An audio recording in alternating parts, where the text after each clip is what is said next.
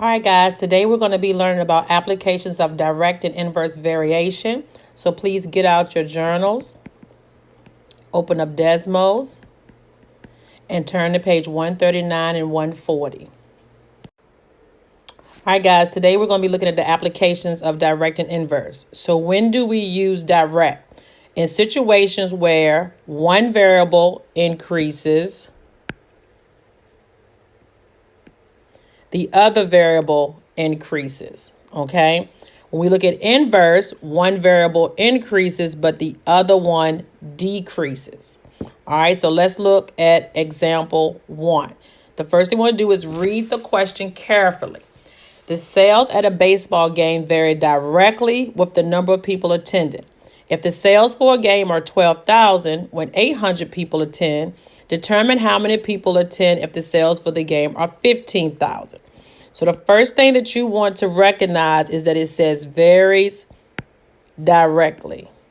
Okay? So when we see varies directly, we want to set up that proportion y over x equals y over x. The next thing we want to do is understand that whatever is said before varies directly is your y, and whatever is said after varies directly is your x.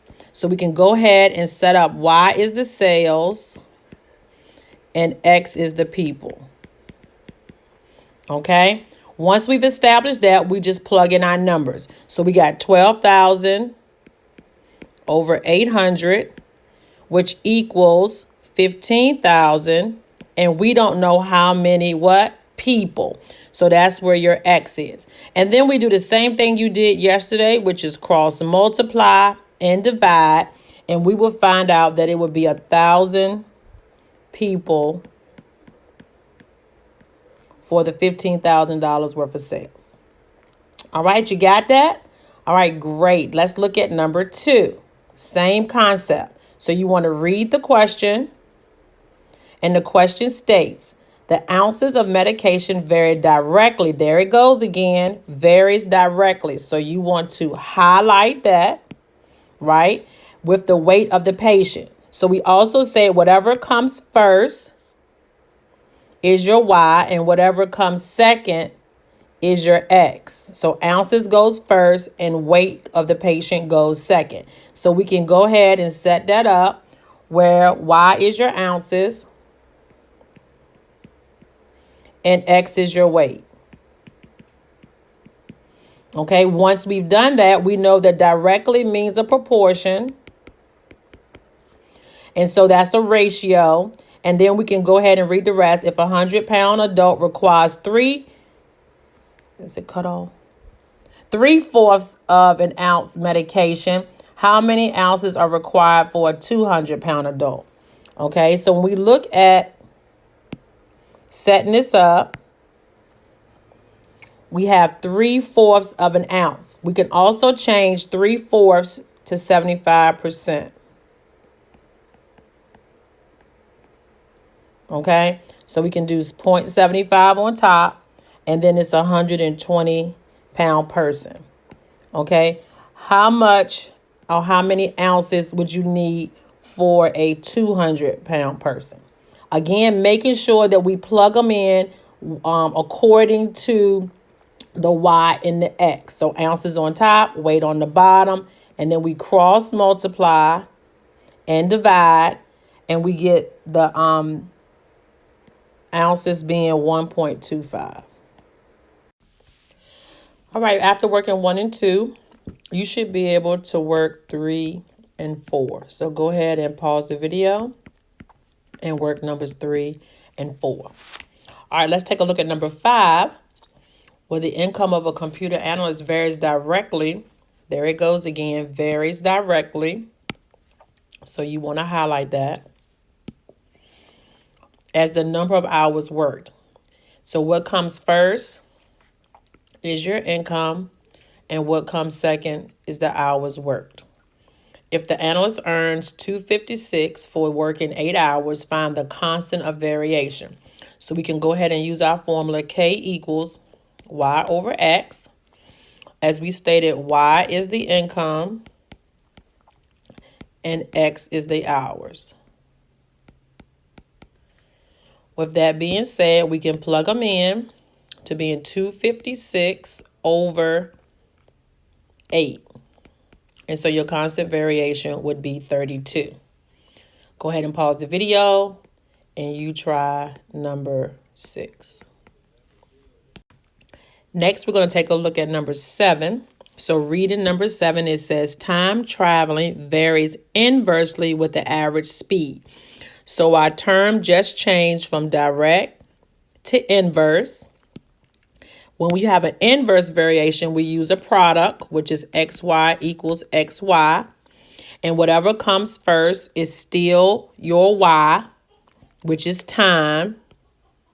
And whatever comes second is still your x, which is speed. So y varies inversely with x. Okay, we can go ahead and set that up. Y is time. X is speed. All right. So when we're looking at our product, we have 3 hours at an average speed of 65 miles per hour. So they want to know how long will it take to find the average speed of 78 miles per hour.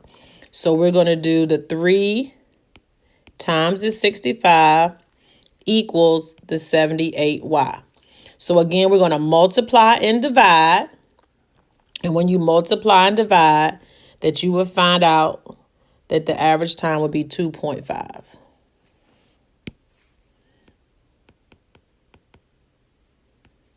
Okay, so you should be able to work number 8 on your own.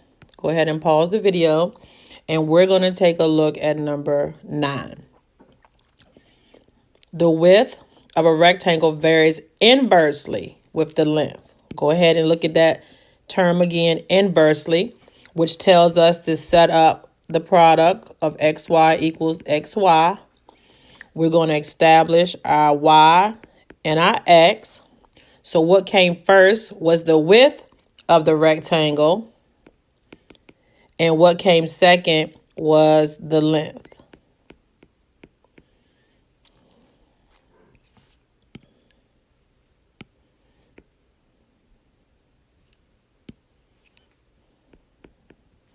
Okay, so when the width is 4, when the length is 18. So we got 4 times 18 equals, find the width, so that we don't know the width when the length is 8. So that's 8y.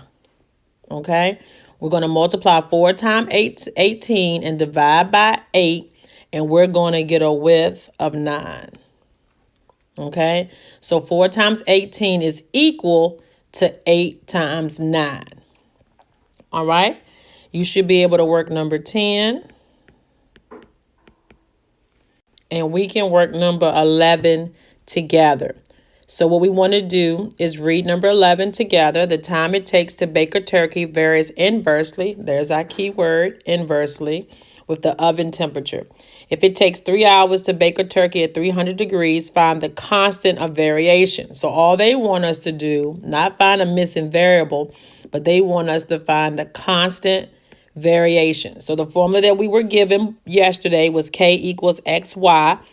And we just want to plug in Y and X. So Y coming before varies inversely is your time.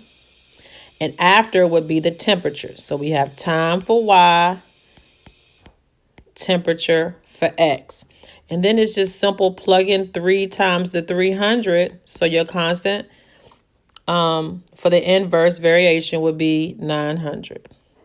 All right, guys, you should be able to finish up number 12. Submit your answers to me via text, and you can get credit for doing this assignment. Y'all have a great day.